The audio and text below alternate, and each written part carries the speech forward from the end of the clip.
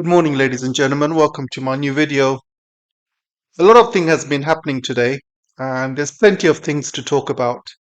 But I've selected a few topics I wanted to speak about today. So number one is the Iranian attack on Israel, on Dimona, and I think there's a attack on a town called Arad in southern Israel. And I'm going to be talking about Iranian missile that can reach Diego Garcia. What does that mean? I'm going to be talking about some of Trump's wild claims about if NATO doesn't help with Iran, Trump's going to take over Greenland. And I'm going to be talking about whether Iran is selling oil for Yuan or are they selling it for different currencies. And the main topic for discussion today, I'm going to be talking about Professor Jiang Japan. I hope I got his name right, but I just wanted to talk about whether he's some sort of fraud or something, because he had an interview with Tucker Carlson and he raised some alarm bells and some red flags I wanted to talk to you guys about. And I'm also going to be talking about the the Japanese Prime Minister making a fool out of herself. So I'm going to discuss her as well.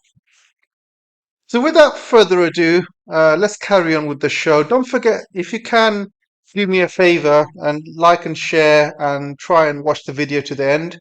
It will really help. And also, I'm trying to monetize my backup channel because in case this one gets shut down, at least I have something a backup to run.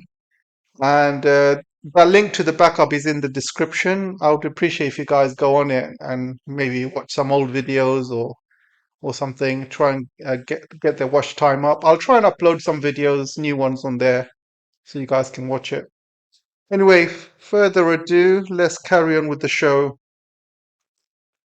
So the first thing I'm going to talk about is Iran's attack on Israel's Dimona.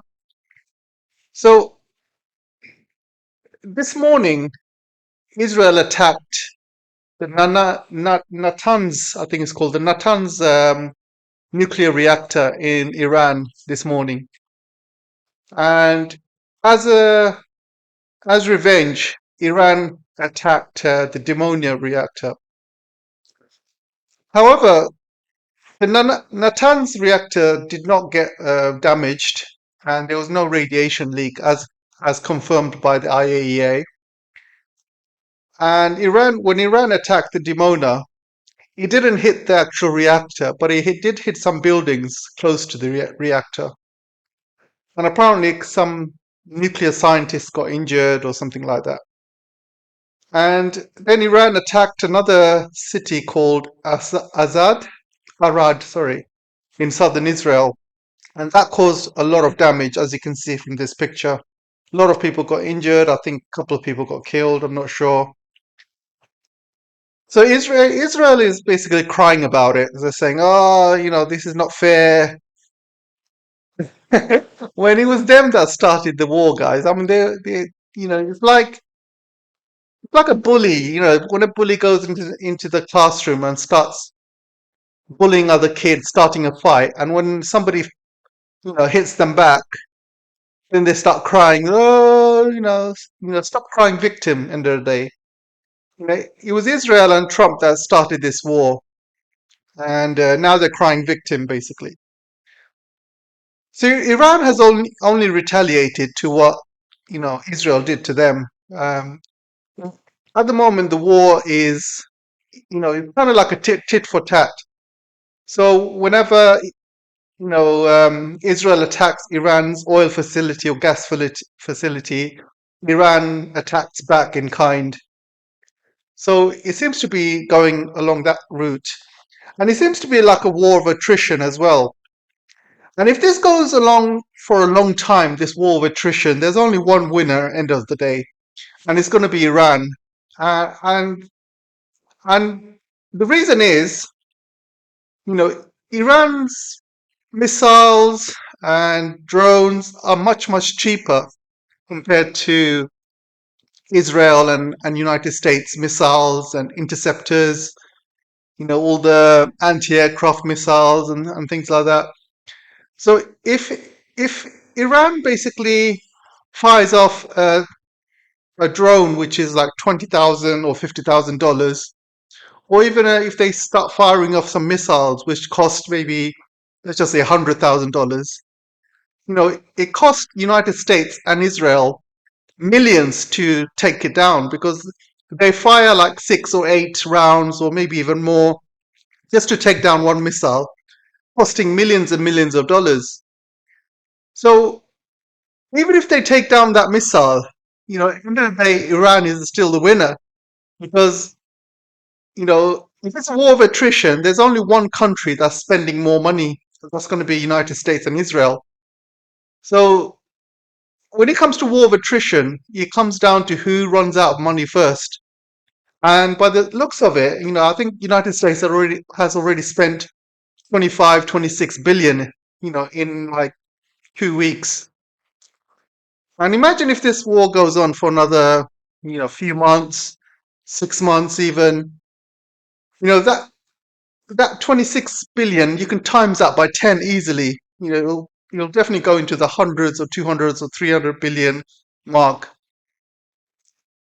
So the West is more likely to run out of money and resources by the looks of it.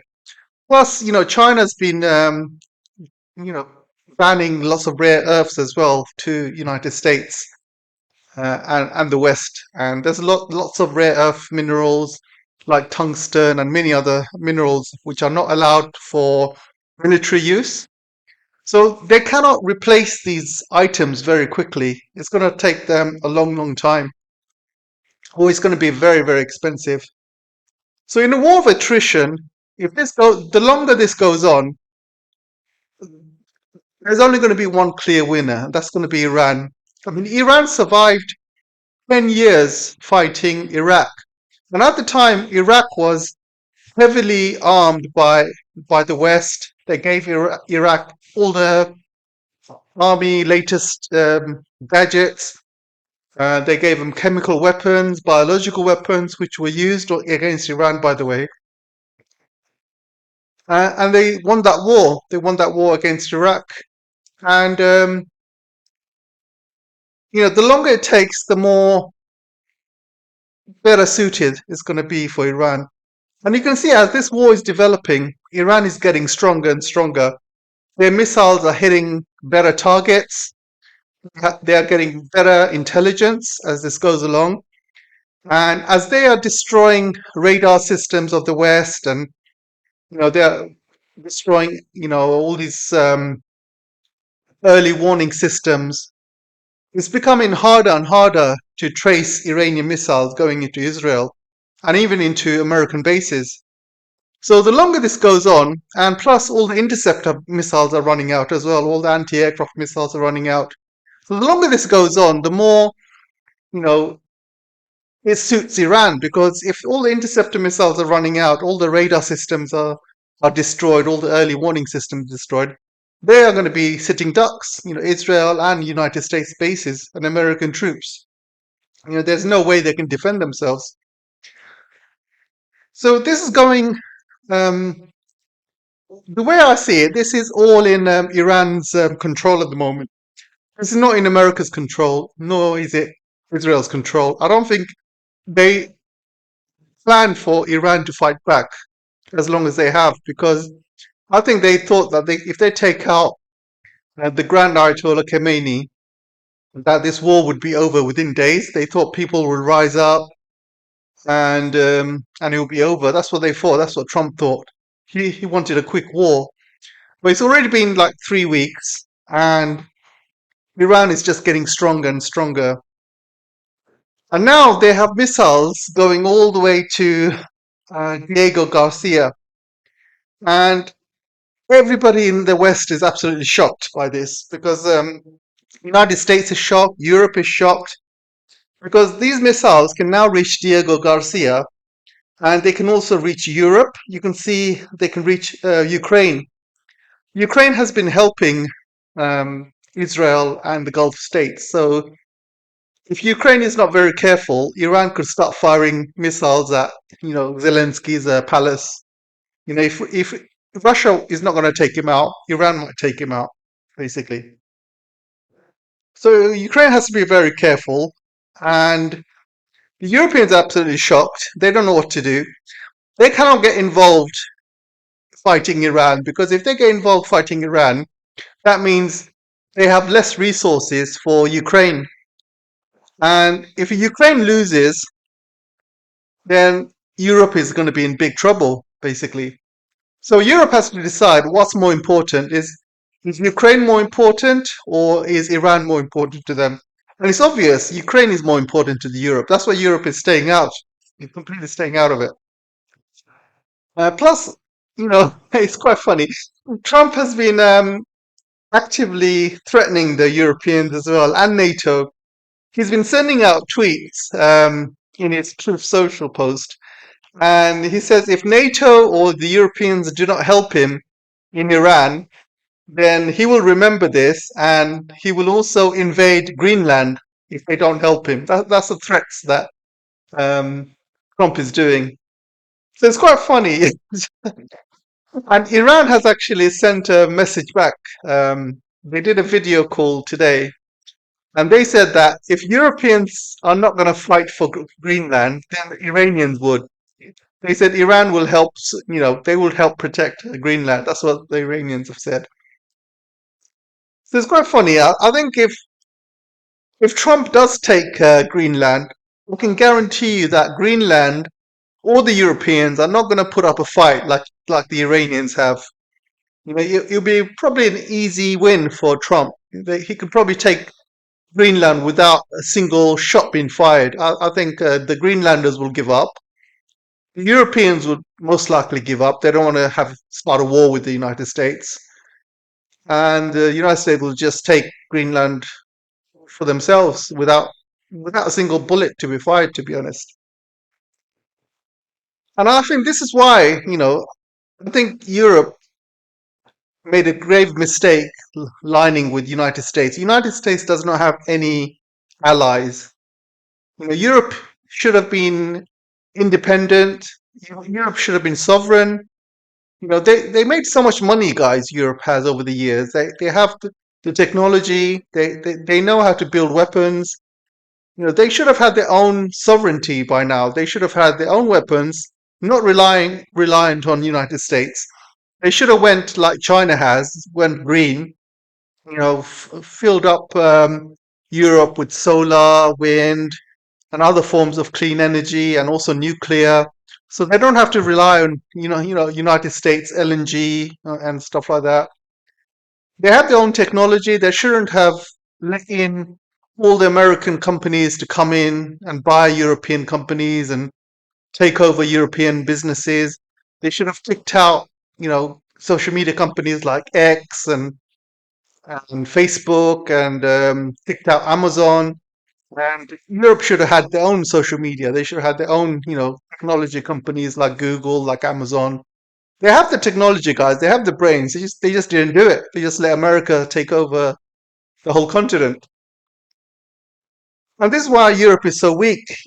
They allowed this to happen, and a lot of the blame has to go to von der Leyen. She is a complete, American mole, or you can say, an Israeli mole, because she's pretty much kisses ass for both of them.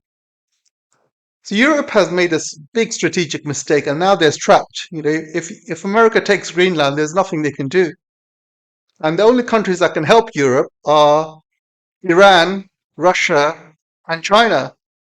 So if the Europeans are smart, they would cut ties with United States right now, start kicking out all the American conglomerates, all the tech companies, start becoming independent like China has, start building their own technology, start making friends with Russia, China, and Iran, having their own foreign policy, not dictated by the United States. And maybe then Europe can be, saved. But as it stands now, there's no future for Europe. I think Europe will probably disintegrate by the looks of it, especially now with the high gas prices, oil prices. And Europe should have done more to stop the United States and Israel attacking Iran. They should have realized attacking Iran would increase the oil prices, gas prices. And there's only one, end of the day, Europe is not an energy, creator. They don't have huge oil fields or gas fields. So obviously, any war in the Middle East that Trump starts, America is not affected by this. They make their own oil and gas. They are an exporter of oil and gas, and so they don't care. Israel doesn't care because they get all the money from American taxpayers. So the Europeans will suffer, and all the global South will suffer because of it. But the Europeans should have done more to stop Trump doing what he does. Europe has been completely bootlicking the United States for a long time, since I can remember, guys, unfortunately. So it's all Europe's fault, end of the day. So I wouldn't really blame Trump if he wanted to take Greenland. I think the Europeans would deserve it, to be honest.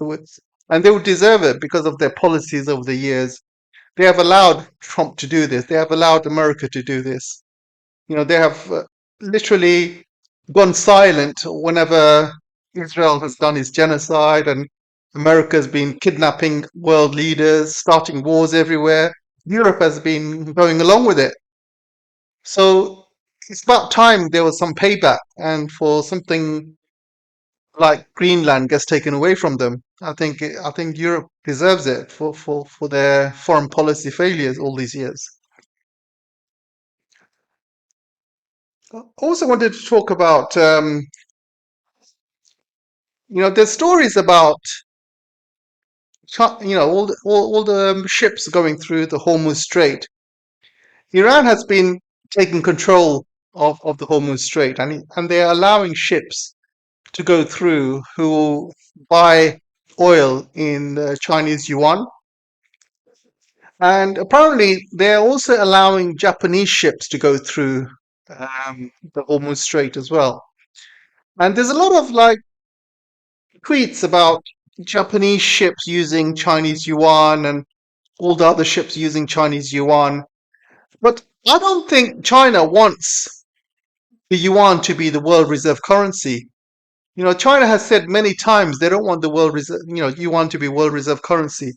And for you to have the world reserve currency, you must be able to be ready to print billions and billions of yuan into the open market.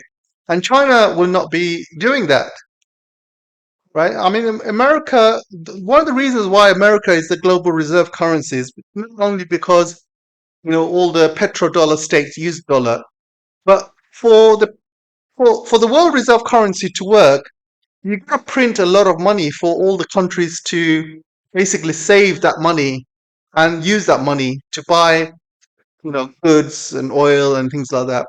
There is no, there's not enough Chinese yuan in circulation for it to be the world reserve currency. But this is why they are not ready. The yuan is not ready for the world reserve currency. They need to print a lot more, maybe trillions of yuan, to be honest, by the looks of it. And China is not going to release its, start printing loads of yuan, all because of the sake of, the yuan becoming global reserve. I don't think they're going to do that. There are lots of currency restrictions that China has on the yuan, and they're not going to release it overnight. So, and even China had said they don't want the yuan to be the world reserve currency. They rather have, multiple currencies in the world and everyone trading with their own currency. That's what China wants. They want, countries to use, yuan, but they also want them to use their own currency, but not the dollar. Like, like Russia uses the ruble. Um, Even Japan wants to use a yen. You got the Europeans that want to use the euro. So I think everyone needs to kind of build up their own currency first of all, and not just rely on the dollar all the time. I think that's the ultimate goal.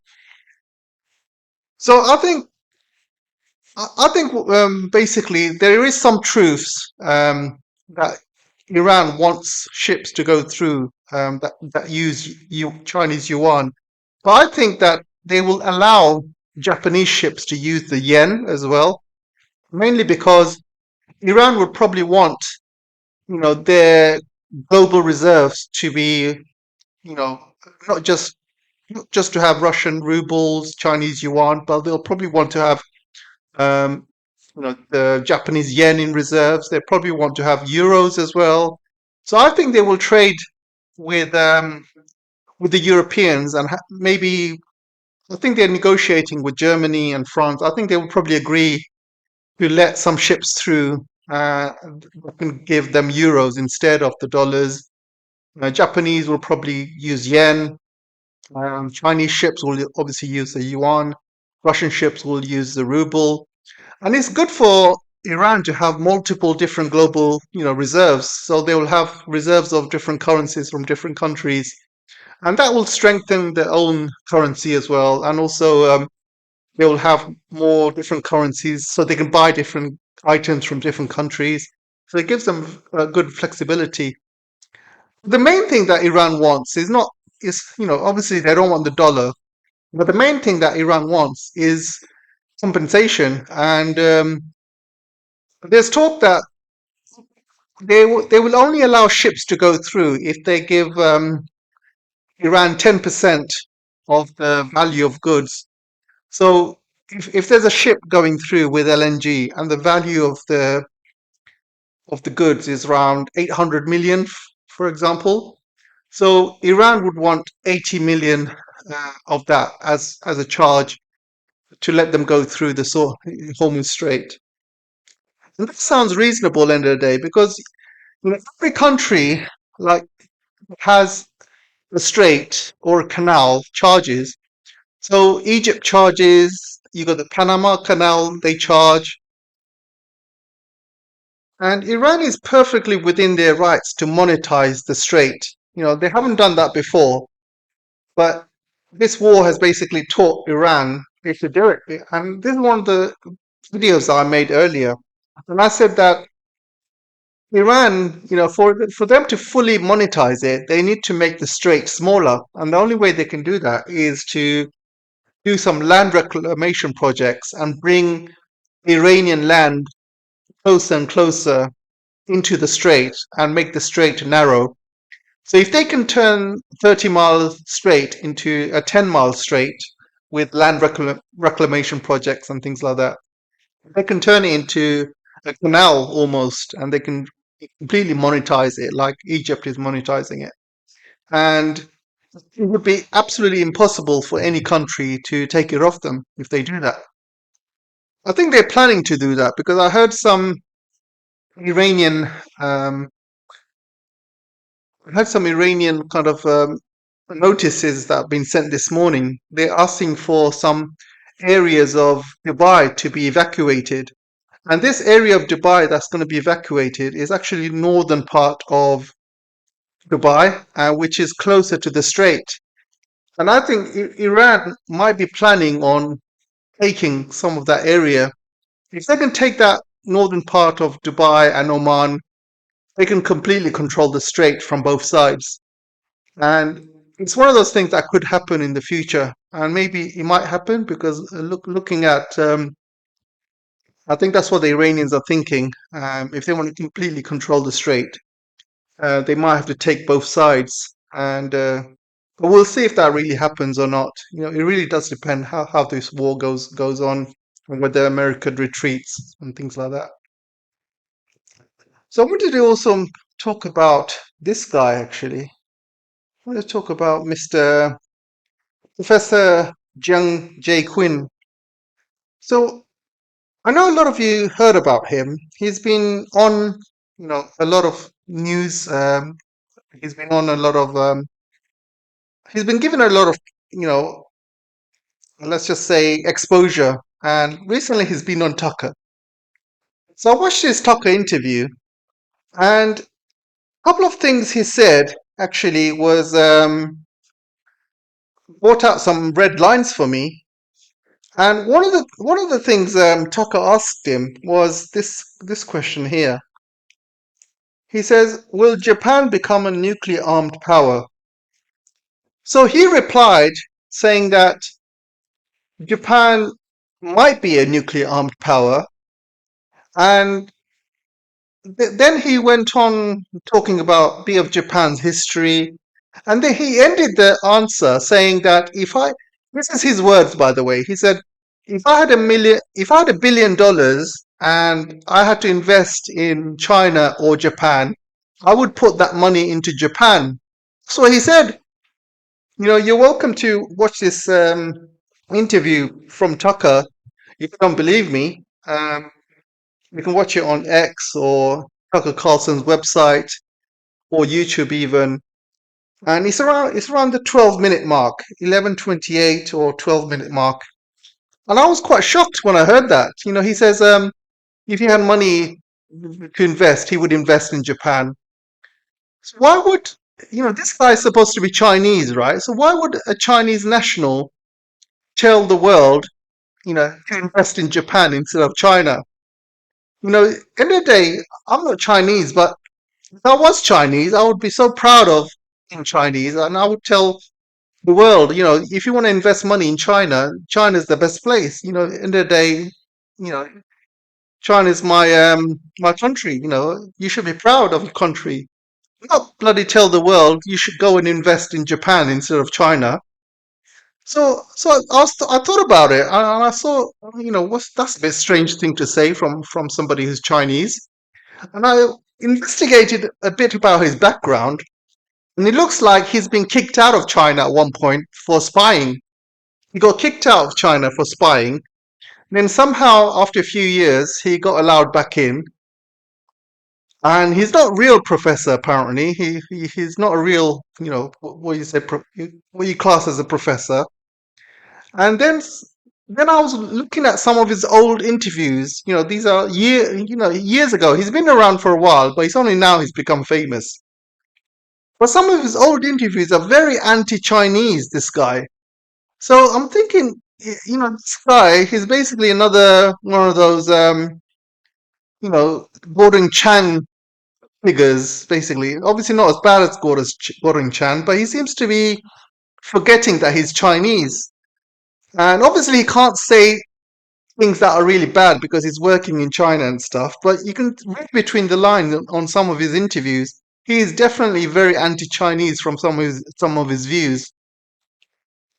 And then he went on this interview and he was talking about Israel and United States, and he mentioned that you know he mentioned that basically Israel is trying to get rid of United States from the GCC, from the Middle East, so Israel can become a superpower and they can become, they can do the Greater Israel project.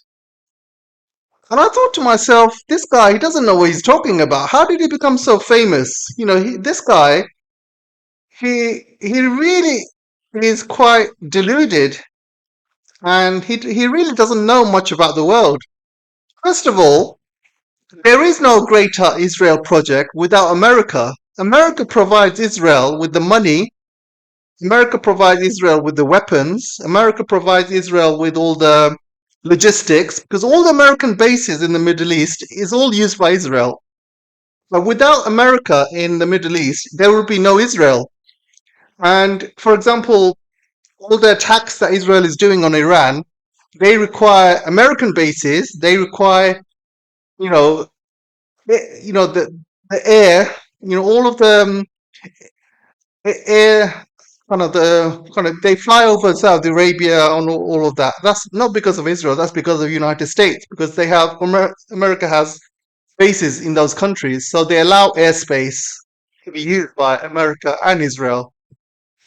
And then they use the bases. They land on the bases. They do all the logistics. They use the American refueling tankers to refuel these jets. So, and they use American satellites. They use American intelligence, obviously American weapons. So without America, there would be no attack on Iran. And without America, there would be no greater Israel.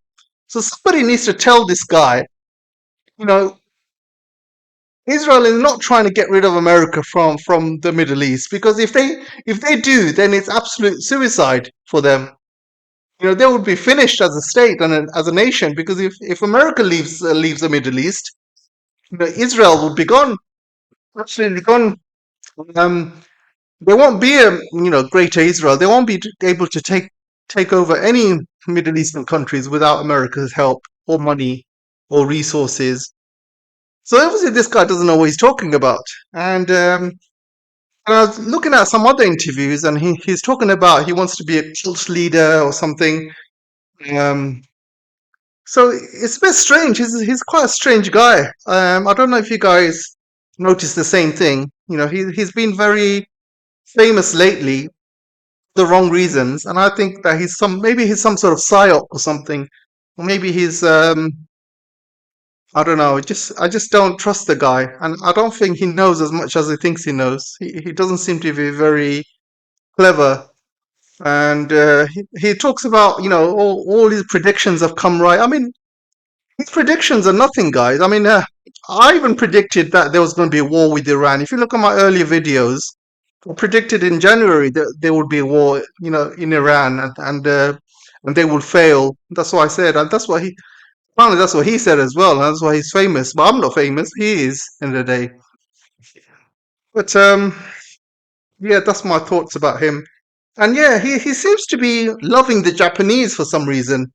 I mean, this guy thinks that Japan will your money is more safer in Japan rather than China. That's what he says.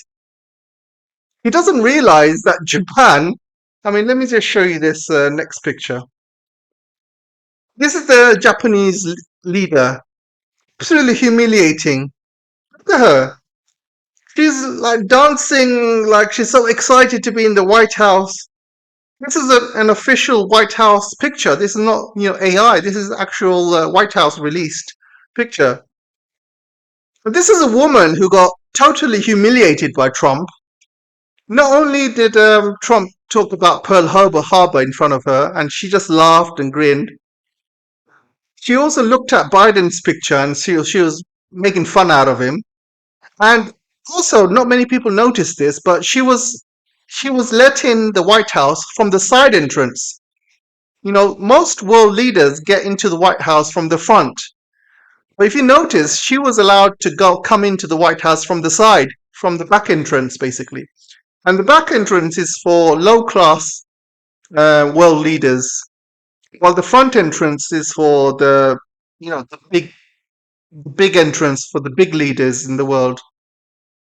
So obviously, and also she went to a war memorial, and she was giving flowers to the pilot who dropped nuclear weapons on Japan. That's what she was doing. She was dropping pilots for them, and she was showing her respect to these World War II pilots that dropped a nuke on Japan. I mean, how embarrassing this woman has to be.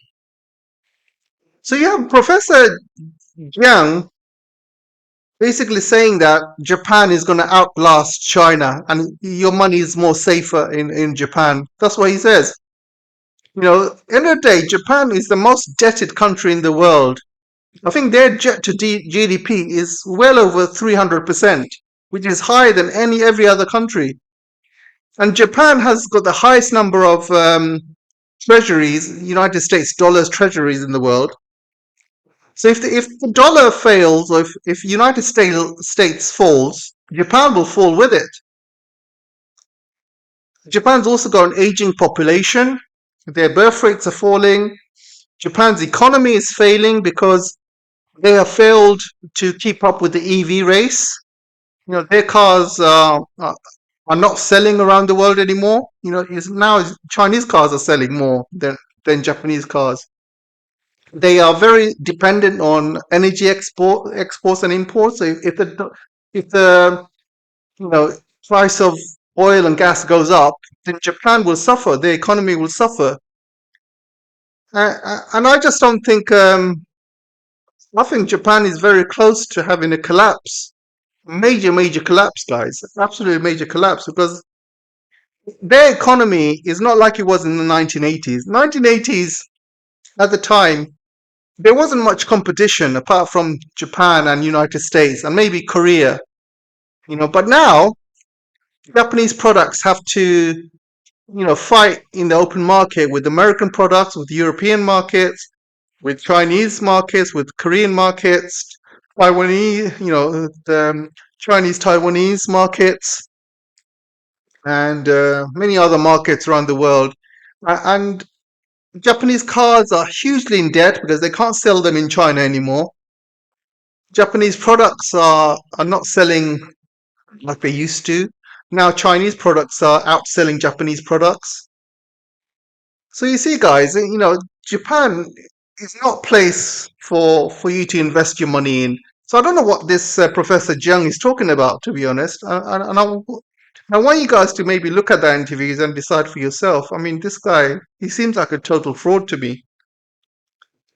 But anyway, I talked a lot, guys. I'm gonna close it here. Let me know what you guys think, and I'll see you in the next video. Take care for now.